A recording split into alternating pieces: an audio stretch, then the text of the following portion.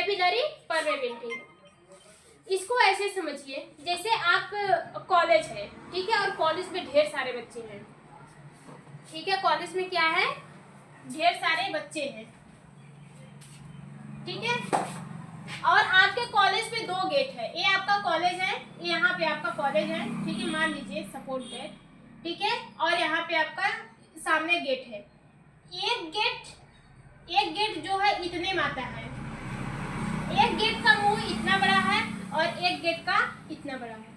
अब बताइए सबसे जल्दी बच्चा किस गेट से आएगा?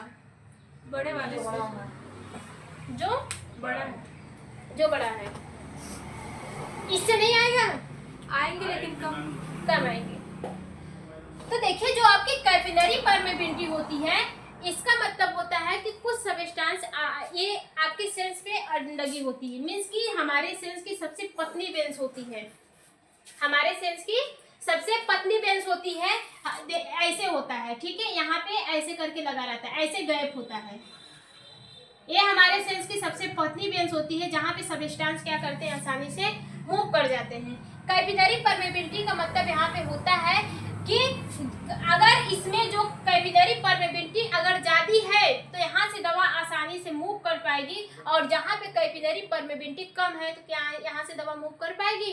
स्लो करेगी, बहुत स्लो करेगी।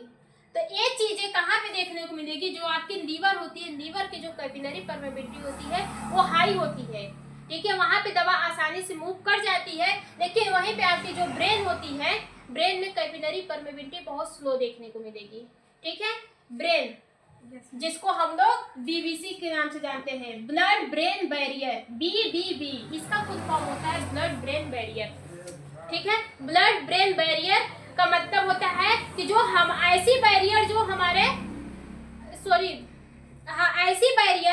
ऐसे ब्लड का बैरियर जो हमारे ब्रेन के पास पाया जाता है उसको क्या बोलते हैं? ब्लड ब्रेन बैरियर बोलते हैं। ब्लड प्रभाव कर रहा है ब्रेन वाली जो बैरियर है वहां पे, ठीक है, हमारे ब्रेन के पास जो ब्लड वेसल्स है उसको बोल रहे हैं ब्लड ब्रेन बैरियर। वहां पे दवा आपकी क्या होती है, बहुत आसानी से मूव नहीं कर पाती। क्यों? क्योंकि वहां पे जो सेल्स होती है उसमें टाइट जंक्शन होता है।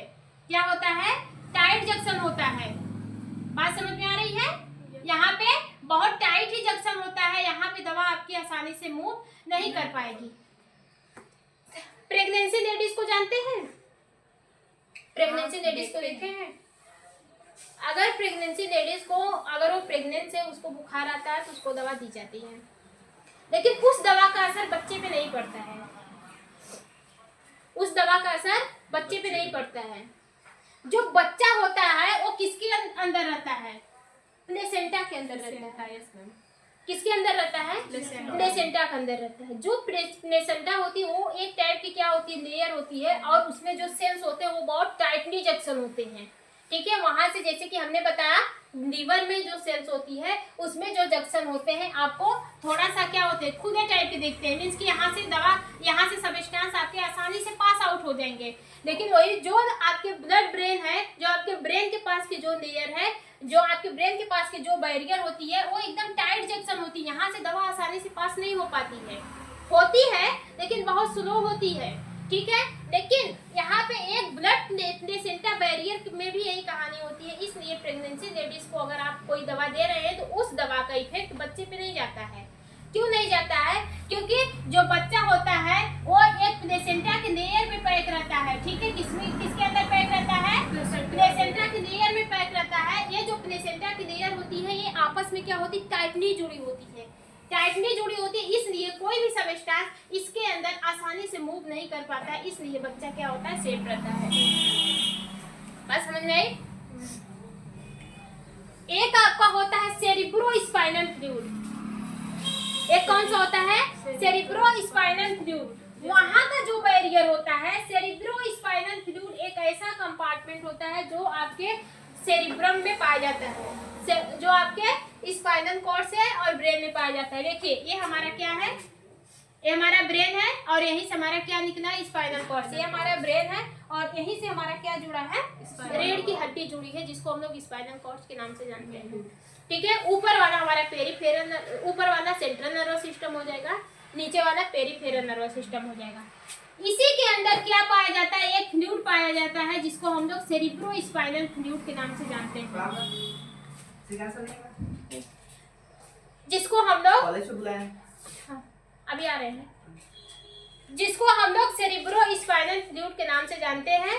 ठीक है, यहाँ से अगर यहाँ पे अच्छा बताइए टाइट जंक्शन का मतलब क्या होता है? कुछ तो यहाँ पे स्पेशल होगा जो लीकेज ना होने पाए, कुछ तो स्पेशल होगा जो लीकेज ना होने पाए। जैसे कि हमने फीटस का एग्जांपल दिया, जो एक माँ के गर्भ में जो फीटस बनता है वो एक प्लेसेंटा के जरिए बनता है। मीन्स कि वो प्लेसेंटा सोच लो कितनी मजबूत होगी कि उसमें से कोई भी सबस्टांस आदान प्रदान नहीं कर पाते हैं। क्यों है वो प्लेसेंटा को मजबूत इतना क्यों बनाया गया है? ताकि बच्चे को कोई किसी भी टाइप का नुकसान ना हो पाए। तो अगर हमारे ब्रेन पे, हमारे स्पाइनल कॉर्ड्स पे जो लेयर है, जो बैरियर है, वो इतनी मजबूत इसीलिए बनाई गई है ताकि कुछ सबस्टांस जो होते हैं, जो हार्मफुल सबस्टांस होते हैं, वो आसानी से क्रॉस ना कर पाए, आसानी से इसमें से निकल ना पाए। जो सेरिब्रोस्पाइनल फ्लूइड होता है ये आपके ब्रेन और स्पाइनल कॉर्ड्स को क्या करता है? स्थिर रखने का काम करता है। ठीक है, बाई चांस लीकेज कर गया तो उसका साइड इफेक्ट क्या हो सकता हाँ होता है, बीमारी आपको देखने को मिलेगी, ब्रेन की बीमारी हो जाएगी, स्पाइनल बीमारी हो जाएगी, बहुत सारी बीमारी आप देख रहे होंगे। मतलब बच्चे को होगा या फिर उसकी माँ? नहीं, ये मैं बच्चों को नहीं बता रही, वो तो मैं एग्जांपल आपको बताई थी कि जो एक बच्चा पड़ता है, जो एक फीटस का बच्चा जो पेट में पलता है माँ के पेट में, तो उसको कौन प्रोटेक्ट करता है? हमारी जो प्लेसेंटा की मेम्ब्रेन होती है वो प्रोटेक्ट करती है। मीन्स तो अगर आप जब पेशेंट को कोई दवा दे रहे हैं, एक प्रेगनेंसी लेडीज को जो दवा देते हैं, वो दवा बच्चों पे नहीं असर करती है, लेकिन माँ की, जैसे माँ को बुखार है, ठीक है, उसके अंदर बच्चा पल रहा है, लेकिन जरूरी नहीं है ना कि बच्चों को भी बुखार हो, सिर्फ माँ को ही बुखार रहेगा। तो जो आप दवा देते हैं वो सिर्फ माँ को असर करता है, जाहिर सी माँ के पेट में जाता है, बच्चे पे भी जाने की कोशिश करता है, लेकिन ये जो आपकी लेयर होती है ये क्या करती है? प्रोटेक्ट कर लेती है, प्रोटेक्ट कर लेती है, इसलिए उस दवा की क्वांटिटी बच्चे के अंदर नहीं जा पाता है। ठीक है, तो हम बता रहे हैं कि ऐसी लेयर आपको कहाँ कहाँ पे पाई जाती है। ठीक है, हम क्या पढ़ रहे हैं? बैरियर पढ़ रहे हैं, ठीक है, कैपिलरी बैरियर पढ़ रहे हैं। तो ऐसी लेयर आपको कहाँ कहाँ पे प्रेजेंस होती है? एक तो पहला नंबर हो गया ब्लड ब्रेन बैरियर, जो आपके ब्रेन के पास प्रेजेंस रहेगी, जहाँ के सबस्टांस आसानी से मूव नहीं कर पाते हैं। ठीक है, और एक आपका होता है प्लेसेंटा, जो गर्भ की महिला में होती है, और एक आपका होता है स्पाइनल कॉर्ड्स। स्पाइनल कॉर्ड्स जो आपके ये ब्रेन है, ठीक है, ब्रेन में यहाँ पे स्पाइनल कॉर्ड्स होते हैं। जितना एक ब्रेन को वर्क करने के लिए सबसे बड़ा जो होता है वो आपका स्पाइनल कॉर्ड्स होता है। स्पाइनल कॉर्ड्स एक ऐसा पाथवे होता है जो ब्रेन को और पूरे ऑर्गन को आपस में जोड़ के रखने का काम करता है। सिग्नल भाई, हमारे मास्टरमाइंड कौन है? जैसे एक कंप्यूटर को वर्क करने के लिए किसका जरूरत पड़ता है? सीपीयू का जरूरत पड़ता है। अगर सीपीयू को हटा दिया जाए तो क्या कंप्यूटर वर्क कर पाएगा? पूरी तरह से काम कर पाएगा? तो ठीक उसी टाइप से अगर एक ह्यूमन बॉडी के अंदर से ब्रेन को ही हटा दिया जाए तो क्या वर्क कर पाएगा पूरी तरह से? अगर ब्रेन में कोई डैमेज हो गया, जैसे उसका क्या हुआ, जैसे कि आपका हाइपोथैलेमस हो गया, एक थैलेमस होता है, अगर वही दोनों पंचर हो गए या फिर डैमेज हो गए तो आपको पता ही नहीं चलेगा। आपको ठंडी पड़ रही है कि गर्मी पड़ रही है, आप वैसे घूमेंगे उघारे। ठीक है, कोई भी कपड़े वगैरह की जरूरत नहीं पड़ेगी। क्यों? क्योंकि आपका सिग्नल जाना बंद हो गया, आपका पेरिफेरल नर्वस सिस्टम सिग्नल करना बंद कर दी है। ठीक है, सिग्नल भेजना ब्रेन तक बंद कर दी है, जिस वजह से कोई भी इंफॉर्मेशन आपके ब्रेन को नहीं पहुंच पा रहा है। जब ब्रेन को पहुंचेगा नहीं तो वो ब्रेन कैसे आपको बताएगा? Yes ma'am. ठीक है, बात समझ में आ रही है? तो जो आपका स्पाइनल फ्लूइड होता है, सेरिब्रोस्पाइनल फ्लूइड, एक टाइप का लिक्विड होता है जो कहाँ पे प्रेजेंस होता है? आपके स्पाइनल में प्रेजेंस होता है। ठीक है, वो भी एक टाइप का लिक्विड ही होता है, लिक्विड कंपोनेंट्स होते हैं, आपके स्पाइनल में प्रेजेंस होते हैं। ये क्या करते हैं? ये आपके ब्रेन और स्पाइनल कॉर्ड्स को स्थिर करते हैं। जैसे अब भी आप सोते रहते हैं लेकिन आप झटके से जाते हैं, झटके से उठते हैं ना, तो आपका ब्रेन और स्पाइनल कॉर्ड्स डैमेज होने का डर रहेगा कि नहीं रहेगा? तो अचानक से आपके बॉडी में जो प्रक्रिया आप करते हैं लेकिन आपके रीढ़ की हड्डी को कोई नुकसान नहीं होता है। किसकी वजह से नहीं होता है? इसकी वजह से नहीं होता है। एक डिब्बा में आप कोई भी मान लीजिए, एक डिब्बे में अगर आप उसको तोड़ेंगे, मरोड़ेंगे, सब कुछ करेंगे, ठीक है, वो आसानी से पचक जाएगा। लेकिन उसी डिब्बे में अगर आप पानी भर के उसको कितना भी कोशिश करेंगे तोड़ने की, मरोड़ने की, तो वो नहीं पचकेगा। क्यों? क्योंकि उसका सपोर्ट उसके अंदर जो वाटर भरा है वो कर रहा है। तो ठीक इसी टाइप से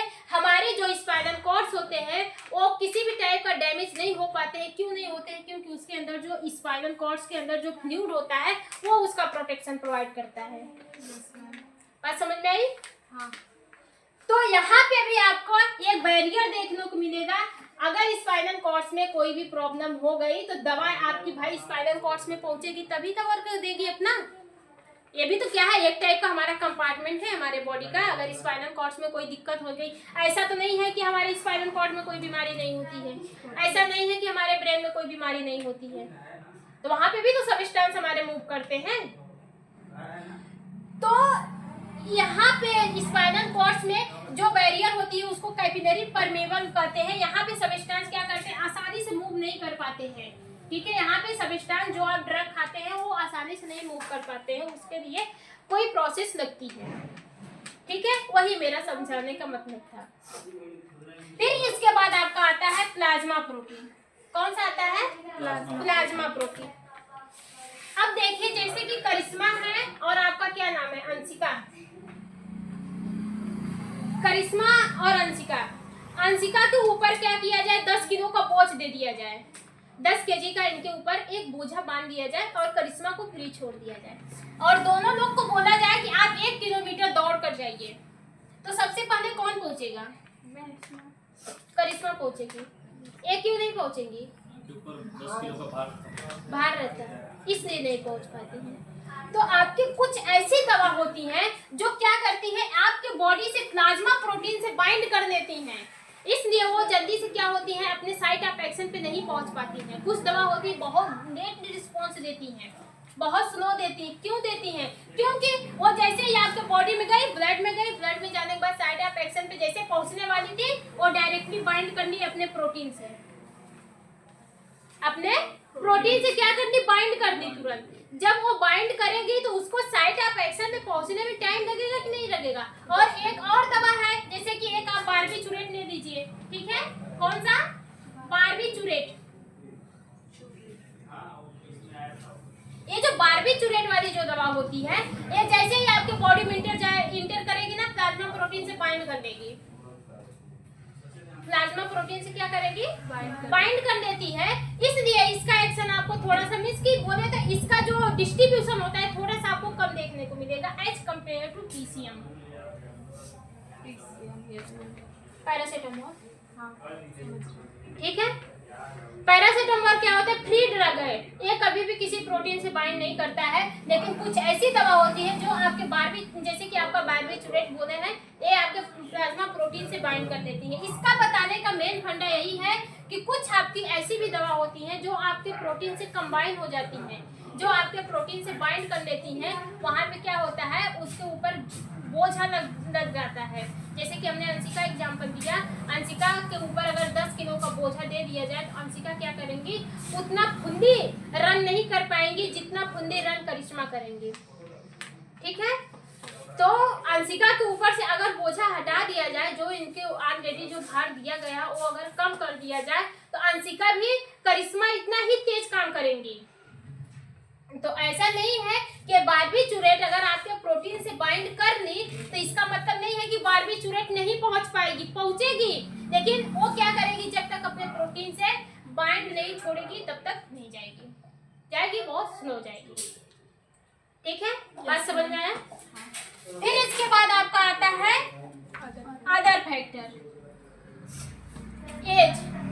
आप बहुत सारे लोगों को देखे होंगे, आप बहुत सारे ऐसे लोगों को देखते होंगे जो दवा देने से पहले क्या होता है, पहले एज बताओ भाई कितने साल के हो।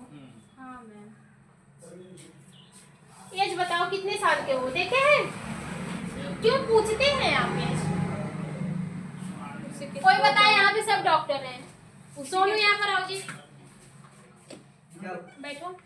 क्या होता है? एक पेशेंट को दवा देने से पहले आप उसका एज क्यों निर्धारित करते हैं? वो मतलब दवा उसके डोज पे दिया जाता है। दवा उसके डोज पे दिया जाता है। अगर जा सकते हैं, अगर फ्री नहीं है तो। अगर एक व्यक्ति क्या 20 ईयर का है, ठीक है, और एक बच्चा है जो आपका 5 ईयर का है, ठीक है, इसको अगर आप कितना दे रहे हैं, 500 mg दे रहे हैं, तो इसको आप कम देंगे। 250 कितना कम है जी? उसका 1/3 देंगे मैम। उसका 1/3 देंगे, आधा से कम। क्यों? 1/3 मतलब वही। क्यों देते हैं आप लोग? उसकी एज कम है, उसको दवा की जब एज कम है तो बॉडी का डेवलपमेंट भी कम होगा, बॉडी का डेवलपमेंट भी कम होगा। अगर उसको आप 200 mg की 500 mg की दवा दे दिए तो उसके बॉडी में दवा का कंसंट्रेशन ऑटोमेटिक बढ़ जाएगा, तो कोई ना कोई नुकसान करेगा। इसलिए आपको अगर आप बच्चे को टेबलेट भी देते हैं ना, आप क्या करते हैं, पहले दवा को तोड़ लेते हैं।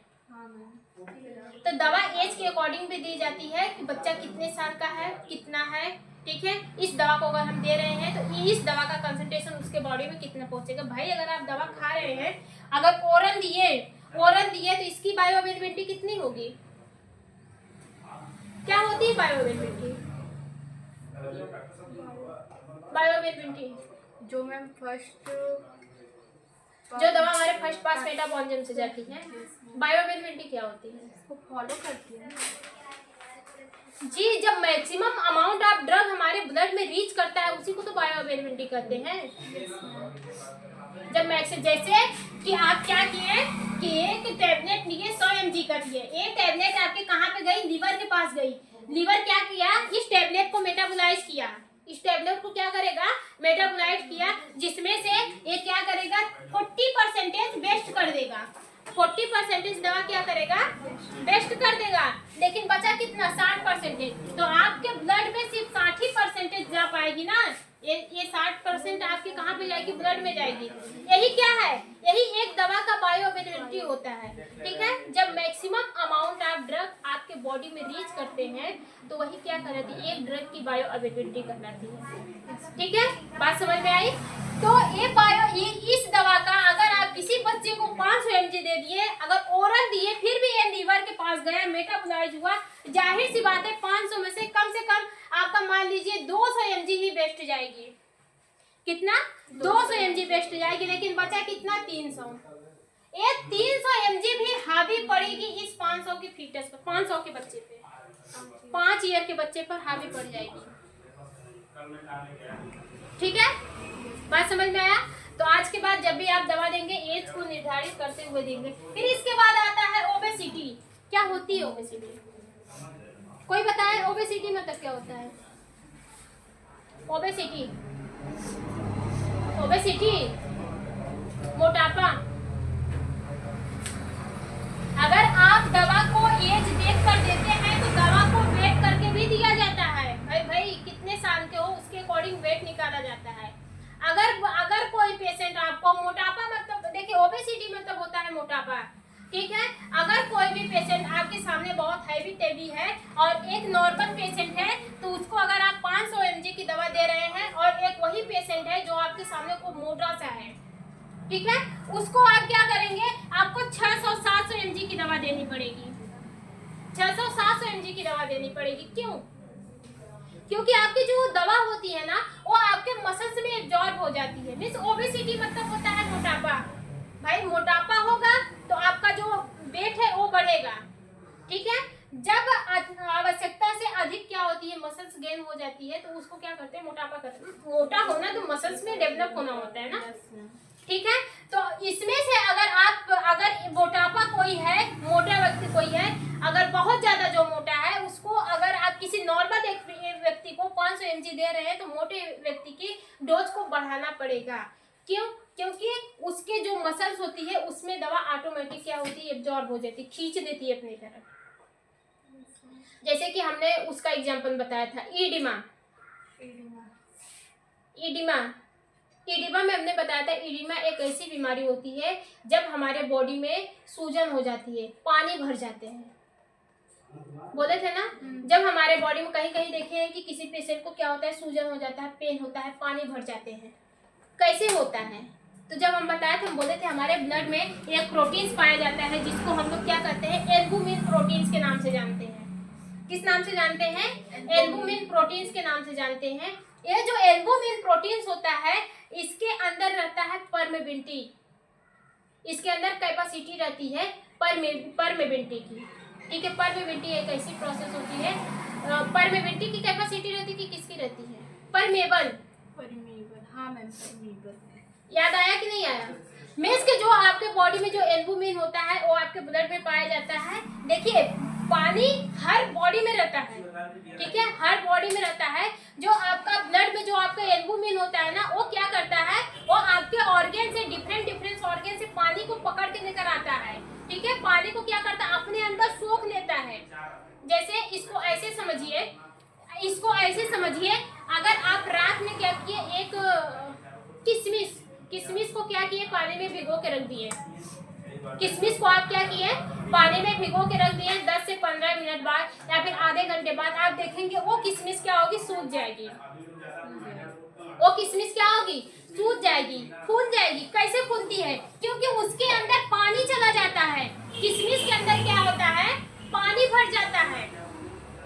किशमिश के अंदर क्या होता है, पानी भर जाता है। तो किशमिश के अंदर जो कंपोनेंट्स प्रेजेंट होते हैं उसमें इतनी कैपेसिटी होती है कि वो बाहर से पानी को क्या करे, खींच कर लाए अपने और अपने अंदर कर दे, ठीक है। तो ठीक वही कैपेसिटी हमारे ब्लड में पड़े प्रोटीन्स की भी होती है, जिसको एल्बुमिन प्रोटीन्स बोला जाता है। वह एल्बुमिन प्रोटीन्स क्या करती है, बॉडी से पानी को क्या करती है, खींच के लाती है और अपने पास रखती है, बॉडी से स्प्लिट आउट करवा देती है। जब यही एल्बुमिन किसी भी टाइप से काम न करे, मींस कि आपके बॉडी से पानी को खींच कर ना ले आ पाए, तो आपके बॉडी में पानी वहीं का वहीं रह जाएगा।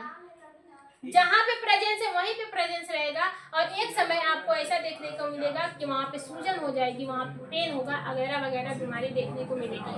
कब होता है, जब हमारी एल्बुमिन नाम की जो प्रोटीन्स होती है, जब वो अपना पूरी तरह से फंक्शन नहीं कर पाती है, तब होता है, ठीक है। तो यहाँ पे बताने का मेरा ये फंडा है कि जो आपका ओबेसिटी होता है, मोटापे की वजह से भी आपकी कुछ दवा क्या होती है, नष्ट हो जाती है। ये दवा क्या होती है, अपने अंदर कुछ दवा की क्वांटिटी को अपने अंदर क्या करती है, एब्जॉर्ब कर लेती है, जाने ही नहीं देती है। अगर आपको ठीक होने के लिए 500 mg की जरूरत है, 500 mg दवा की जरूरत है, तो जाहिर सी बात है आपके कंपार्टमेंट में, मीन्स कि आपकी साइट ऑफ एक्शन पे 500 mg दवा जानी चाहिए। अब कोई मोटा व्यक्ति है, आप उसको 500 mg का दवा दे दिए, ठीक है, उसको चाहिए कितना असर के लिए 500 mg, ठीक है, आप उसको 500 mg का दवा दिए और वो मोटा है, उसकी जो मसल्स है वो 300 mg अपने अंदर क्या कर ली, सोख दी, खींच ली। क्या वो पूरी तरह से फंक्शन कर पाएगा? तो ओबेसिटी को भी मायने रखते हुए क्या होता है, ड्रग का डिस्ट्रीब्यूशन होता है, ठीक है। अगर पेशेंट क्या हुआ, ज़्यादा मोटा है, तो उसका कंसंट्रेशन बढ़ाया जाता है, ड्रग का कंसंट्रेशन बढ़ाया जाता है। फिर इसके बाद आपका आता है डिस्ट्रीब्यूशन, रीडिस्ट्रीब्यूशन। कौन सा आता है, रीडिस्ट्रीब्यूशन। हम लोग क्या पढ़ रहे हैं जी, टॉपिक से पीछे मत हटिएगा, डिस्ट्रीब्यूशन पढ़ रहे हैं ना। समझ में आ रहा है ना कि एक दवा हमारे बॉडी में कैसे डिस्ट्रीब्यूट कर रही है। फिर एक आपका आता है रीडिस्ट्रीब्यूशन। रीडिस्ट्रीब्यूशन मतलब होता है वापस आना, वापस आना। हाँ, जैसे ये हमारा हार्ट है, ये हमारा हार्ट है, हार्ट ने ब्लड को क्या किया, पंप किया, ठीक है। और इस दवा में क्या हो गया, वो जो दवा है, ये हमारी जो ड्रग है इसमें आ गई, ठीक है, ये जो दवा है इसमें हमारे ब्लड में आ गई, और ये दवा हमारी कहाँ पे गई, लीवर के पास गई। लीवर तो एक है भी, मान लीजिए किसी ऑर्गन के पास गई, लीवर ही मान लीजिए, ठीक है, लीवर के पास गई। आपने सुना है रीडिस्ट्रीब्यूशन मतलब होता है वापस आना, ठीक है। उसी पॉइंट को देखते हैं। आप जानते हैं कि हमारी जो बॉडी होती है उसमें दो तरह के ब्लड परिवहन करते हैं, हाँ, एक आपका होता है ऑक्सीजनेटेड ब्लड, एक आपका होता है डीऑक्सीजनेटेड ब्लड। ऑक्सीजनेटेड ब्लड जो शुद्ध ब्लड होता है जिसमें ऑक्सीजन की कंसंट्रेशन पाई जाती है, एक होता है डीऑक्सीजनेटेड ब्लड जो अशुद्ध होता है जिसमें O2 पाया जाता है, कार्बन डाइऑक्साइड पाया जाता है, कंसंट्रेशन नहीं होता है। लेकिन उस ब्लड को शुद्ध होने के लिए कहाँ पे आना पड़ेगा, हार्ट के पास आना पड़ेगा।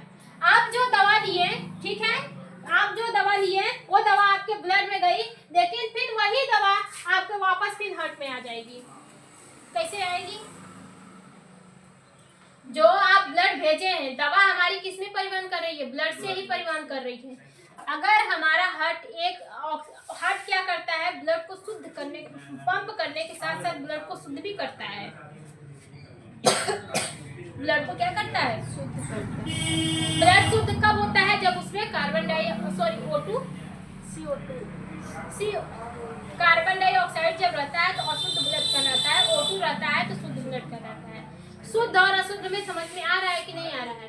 जिस ब्लड में ऑक्सीजन पाया जाए वो आपका शुद्ध ब्लड होता है, जिसमें ऑक्सीजन का कंसंट्रेशन न रहे, O2 पाया जाए, उसको अशुद्ध बोलते हैं। तो O2 को अशुद्ध इसलिए बोलते हैं कि वो ब्लड हमारा दोबारा कहाँ पे जाएगा? हार्ट में जाएगा। हार्ट वहाँ से O2 को बाहर निकाल देगा और वहाँ पे CO2 को बाहर निकाल देगा और O2 को अपने अंदर ले लेगा और वही ब्लड को फिर परिवहन करवा देगा। एक चक्र जो होता है कंटिन्यू चलता रहता है। ठीक है, ब्लड शुद्ध होता है, जाता है, ऑर्गन से अशुद्ध ब्लड को लेता है, फिर आपके हार्ट तक जाता है, फिर वहाँ पे ब्लड शुद्ध होते हैं, फिर वो शुद्ध ब्लड आपके ऑर्गन तक जाता है, फिर वहाँ से आपका क्या करता है? अशुद्ध ब्लड को लेता है, फिर यहाँ पे देता है। मीन्स कि ये साइकिल आपकी कंटिन्यू लाइफ टाइम तक चलती रहेगी। ये साइकिल आपकी लाइफ टाइम तक चलती रहेगी। बात समझ में आ रहा है कि नहीं आ रहा है? तो इसी को क्या करते हैं, अगर ये दवा हमारे लीवर के पास गई तो फिर एक ऐसी कंडीशन आएगी कि इस दवा को हार्ट तक भी आना पड़ेगा, वापस रिटर्न आना पड़ेगा। कैसे आ रही बात समझ में आ रही है? जब दवा आपकी रिटर्निंग होती है तो इसी को क्या कहते हैं? रीडिस्ट्रीब्यूशन कहते हैं। फिर ये दवा आएगी, फिर ये क्या करेगी? वापस फिर जाएगी। इसी प्रोसेस को क्या कहते हैं? रीडिस्ट्रीब्यूशन कहते हैं। ठीक है, एक काम किसके किसके साथ होता है? आपका हार्ट करता है, लीवर करता है और आपकी क्या है? किडनी भी हो गई। बात समझ में आया कि नहीं आया? समझ में आया क्या जी? गुस्सा तो डिस्ट्रीब्यूशन में भी किसी को कोई कंफ्यूजन है? करिश्मा खड़े हो जाओ।